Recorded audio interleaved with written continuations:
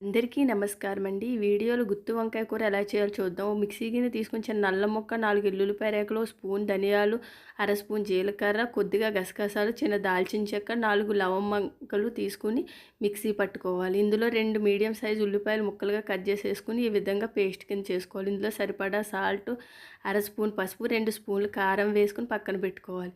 ఒక గిన్నెలో సాల్ట్ వేసి గుత్తి వంకాయలు వీడియోలో చూపించిన విధంగా కట్ చేసి ఈ ఈ మిక్సీ పట్టిన పేస్ట్‌ని ఇందులో స్టఫింగ్ చేసుకొని పక్కన పెట్టుకోవాలి.